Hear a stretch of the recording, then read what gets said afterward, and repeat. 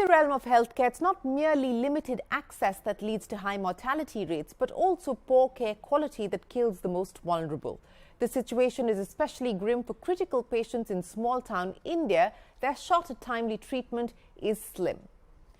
Driven by a mission to save lives and revolutionize healthcare, Dr. Suchin Bajaj founded Ujala Cygnus. These hospitals offer high-grade intensive care to the marginalized and vulnerable across 5 states in India.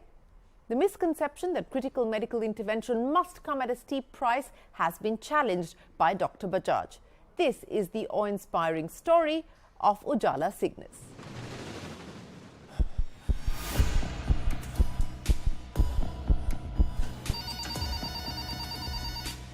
I would get a lot of calls. Somebody's had a heart attack, somebody's had a head injury, somebody's critical, and we are bringing them to Delhi. I would keep waiting for them all night and they wouldn't turn up, and I would get to speak to them in the morning, and I would hear words like, oh, the patient passed away on the way, he died on the way, and we turned back and now we are back in our villages. I would hear stories like, oh, maybe it's good that this person died on the way. The last one that did make it to Delhi stayed in hospital for 15 days. His wife had to sell their house, their fields. It's not just poor physical outcomes that you get if you stay in far-off communities, it is also the poor financial outcomes. More than 6 crore people slip below the poverty line every year in India just due to healthcare shocks.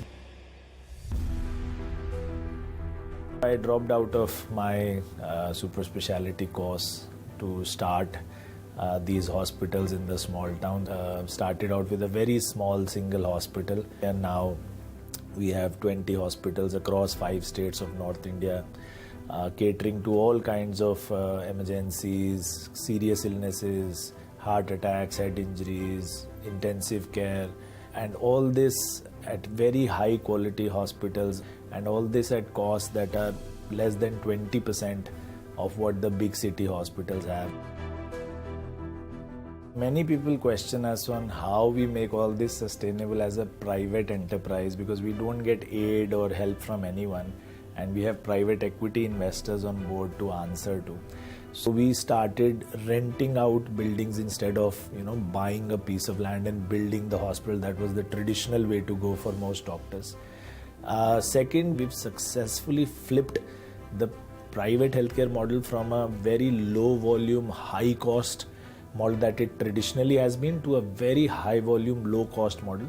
And third, of course, financially it works very well for us, because the moment we cross a certain Rubicon of revenue and patients, most of the money then starts flowing into the bottom line. So we have been also the champions of the Ayushman Bharat scheme. We were the first corporate hospital to adopt that scheme wholeheartedly, when most corporate hospitals were very wary of it due to the lower prices. The first mitral valve surgery was done under the Ayushman Bharat scheme at one of our hospitals. Now we also do minimal invasive double valve replacements through open heart surgeries. We do bypasses through Ayushman. We do cancer treatments through Ayushman Bharat.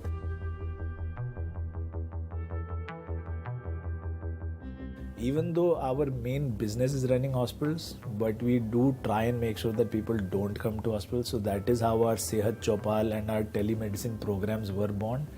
We go village to village screening patients during the Sehat Chopal. So we do almost 1 to 2 Chopals around each of our 20 hospitals every day. Each Chopal we will screen patients for tuberculosis, for eye diseases, for diabetes, hypertension, to make sure that their quality of life increases, and try and make sure that they never have to come to hospital for complications of these diseases. Having treated more than 2.5 million patients till today, having done more than 150,000 surgeries till today, and those are the numbers that we are really proud of. We are looking to expand into 4 more states in the next 3 to 4 years. India has more than 783 districts, and unfortunately in more than 550 of those districts there is no tertiary healthcare available. People living in all those districts have to go out to their surrounding cities or faraway cities to access healthcare, and as I said, this leads to poor physical and financial outcomes, which we are doing our best to prevent.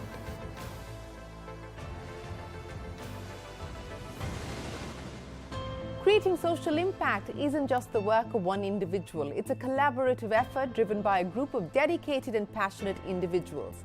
There isn't just a single issue that demands attention. There are numerous challenges that call for the same level of dedication that's been shown by these 4 change agents.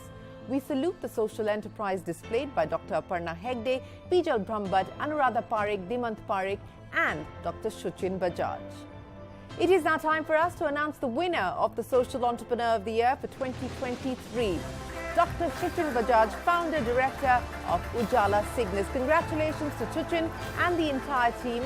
We at CNBC TV18 hope you continue with the stellar work that you are doing.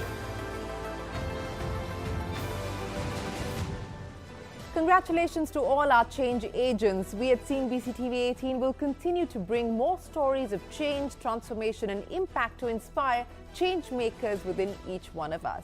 I leave you with this quote from Theodore Roosevelt, who said, and I quote, "Do what you can with what you have, where you are." From all of us here on the team, goodbye. Thanks for watching.